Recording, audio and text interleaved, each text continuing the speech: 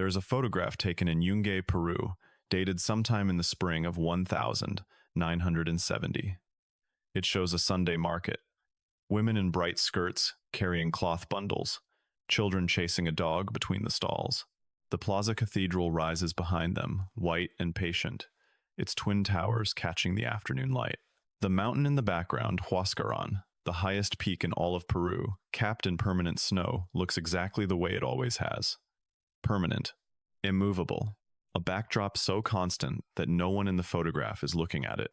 6 weeks later, every person in that photograph was dead, and the mountain had moved. The 31st of May, 1970, a Sunday. The time was 3:23 inches the afternoon, local time. Somewhere in the Pacific Ocean, approximately 35 kilometers off the coast of Chimbodi, the tectonic plates that had been grinding against each other for centuries finally gave way. The Nazca Plate lurched beneath the South American Plate in a single catastrophic release of energy that registered 7.9 on the Richter scale, one of the most powerful earthquakes ever recorded in the Western Hemisphere. In Lima, buildings cracked. On the coast, the ground rolled like the surface of a disturbed lake. Power lines snapped. Church bells rang by themselves. But the earthquake was not the story. The earthquake was the key that opened a door that should never have existed. High on the north face of Mount Huascarán, at an elevation of approximately 6,000 meters above sea level, a cornice of ice, glacial debris, and compacted rock had been accumulating for years. The mountain's ice cap had been destabilized by decades of slow glacial retreat, by warming temperatures that had quietly been undermining the structural integrity of the North Face's upper shelf. Scientists had noted, even before 1970, that the north peak of Huascarán carried an unusual volume of overhanging ice. Some had raised questions. The questions went unanswered, filed somewhere in Lima, and the mountain continued to look permanent. When the earthquake struck at 3:23 p.m., approximately 80 to 100 million metric tons of ice, rock, glacial mud, and loose debris sheared off the north face in a single contiguous mass. Not gradually, not in stages, all at once. The entire upper shelf detached. What happened next defies the ordinary architecture of disaster.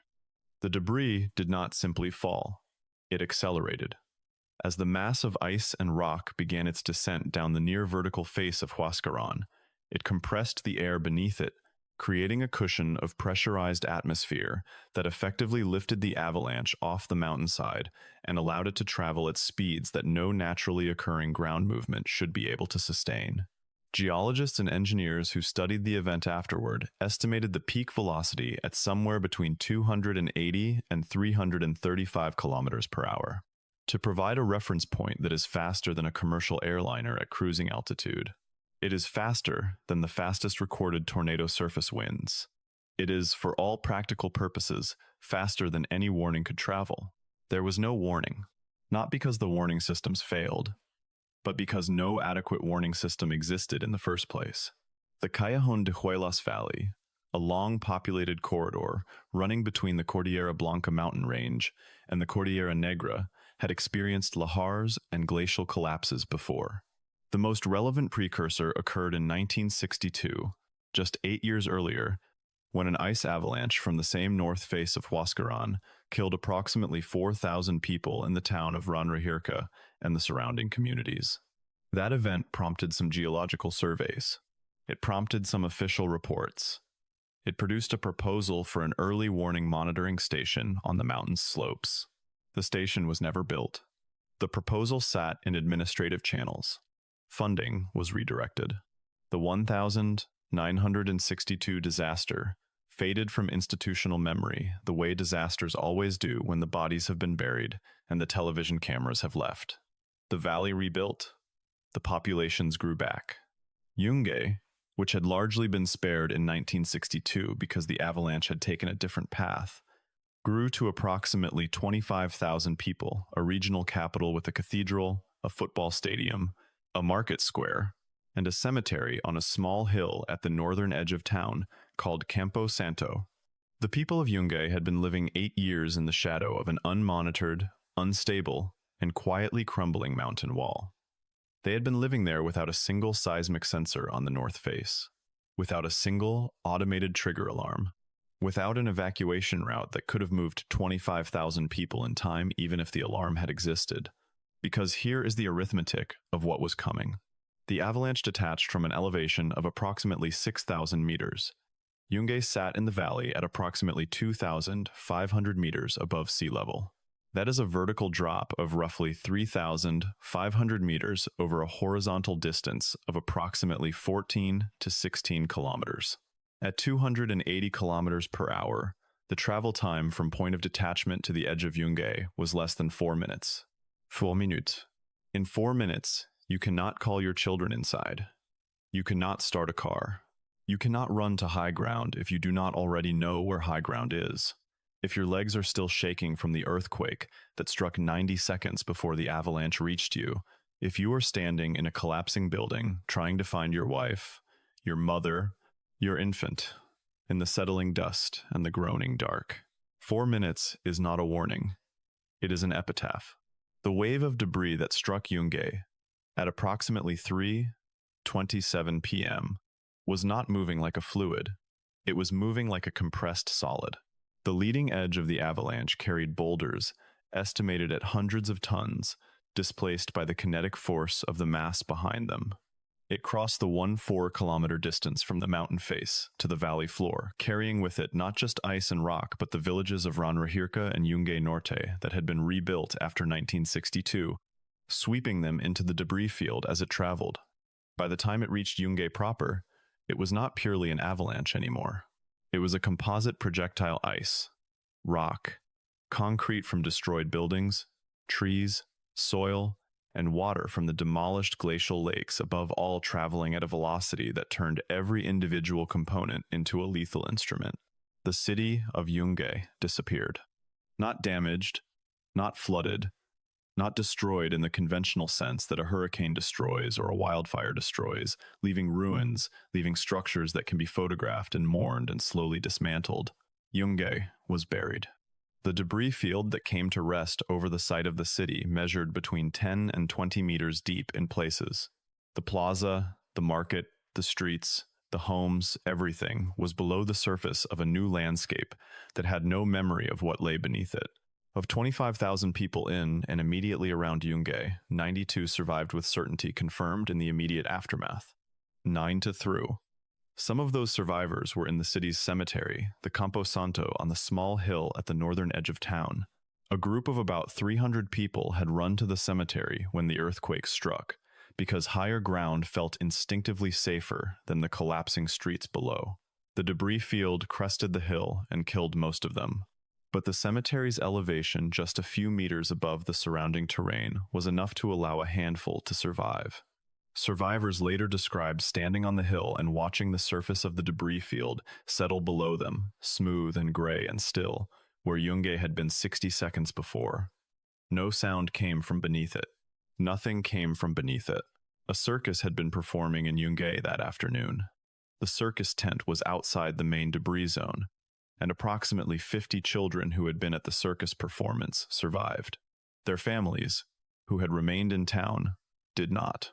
The broader earthquake that triggered the avalanche, officially designated the Ancash earthquake of 1970, caused catastrophic damage across a wide swath of northern Peru.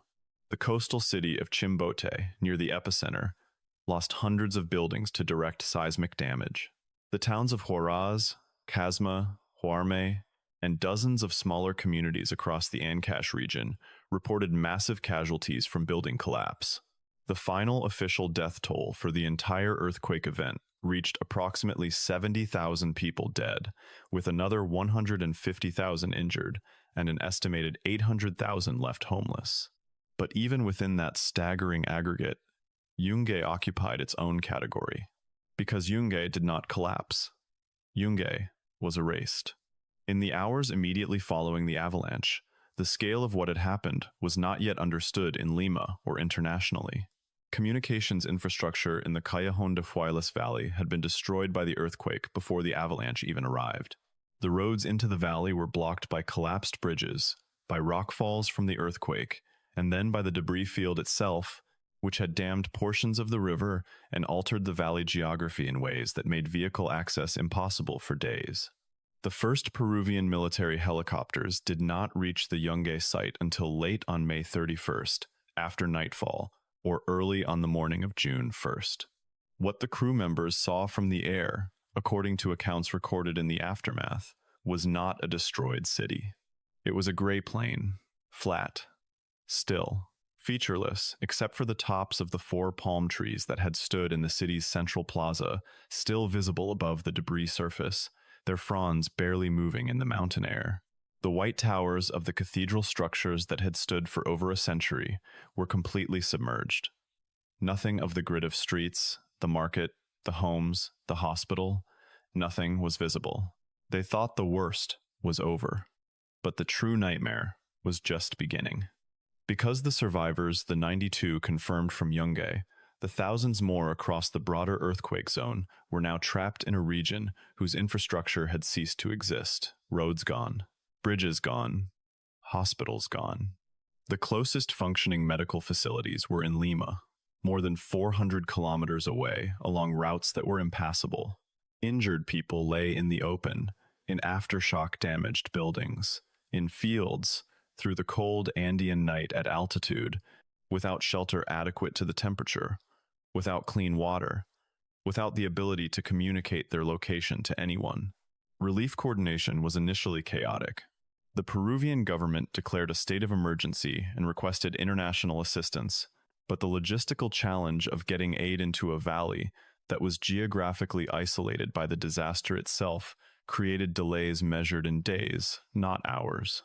The United States, Cuba, the Soviet Union, and dozens of other nations dispatched aid. A U.S. military operation out of the Panama Canal Zone deployed transport aircraft and personnel. But the immediate hours, the critical window when survival outcomes are determined, passed largely without organized external intervention. Among the rescue workers and journalists who eventually reached the site, several recorded their observations in terms that consistently returned to the silence. Not the silence of a place emptied by evacuation, the silence of a place erased. A geologist named George Plafker, dispatched as part of a U.S. Geological Survey team, described the Yungay site as bearing no surface evidence that any human structure had ever existed there. The debris field had the texture and appearance of a natural geological feature, as if the mountain had simply extended itself downward into the valley. The only reference points were the 4 palm tree crowns and, visible above the debris near the cemetery hill, the top of a single monument.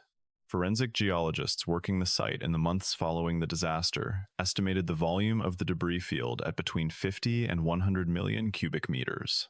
Excavation was considered the idea of recovering remains, of allowing families to conduct burials. The Peruvian government ultimately decided against systematic excavation. The depth of the debris, the instability of the overlying material, the sheer volume involved, and the continuing risk from aftershocks made any large-scale recovery operation both practically impossible and potentially dangerous to the workers attempting it. Yungay was declared a national cemetery. The site was consecrated. Construction of a new town, Nueva Yungay, began approximately 2 kilometers from the original location, and the mountain did not apologize. It did not explain itself. Huascarán still stands at 6,768 meters, the highest peak in Peru, the 3rd highest in South America, its north face still scarred, where the ice shelf detached in 1970, a visible wound in the rock, and ice that satellite imagery captures to this day. In the years following the 1970 disaster, Peru and the international scientific community invested significantly in monitoring the Cordillera Blanca. Seismic sensors were installed. Glacial monitoring programs were established. The Huascarán National Park, created in 1975 and designated a UNESCO World Heritage Site in 1985, includes ongoing geohazard assessment. The lessons of 1970, at least in terms of scientific infrastructure, were partially absorbed. But the deeper lesson, the one that the 1970 962 avalanche had already tried to teach and failed to concerns the architecture of institutional memory. It concerns what happens to knowledge when it becomes inconvenient, when it requires expenditure, when the disaster it predicts is abstract and the political cost of the prevention is immediate. The monitoring station proposed after 1962 would have cost a fraction of what the 1,970 disaster cost in human life and economic damage. It was not built because no single person in the chain of administrative decisions had both the authority and the urgency to make it happen. This is not unique to Peru in 1970. This is not a failure of one government or one culture or one era. The specific sequence documented hazard, acknowledged risk, proposed mitigation, unfunded prevention, catastrophic outcome recurs across the history of industrial disasters, structural failures, and natural catastrophes with a consistency that suggests it is not an anomaly, it is a pattern. The survivors who gathered on the cemetery hill and watched the debris field swallow their city did not know about the 1,962 proposal for a monitoring station. They did not know that someone had looked at the same north face of Huascarán 8 years before and written down the words that would have mattered. They stood on a few meters of extra elevation that separated their survival from everyone else's death, and they watched the surface of the debris settle into stillness, and they waited for someone to come. Some of them waited there for 2 days before help arrived.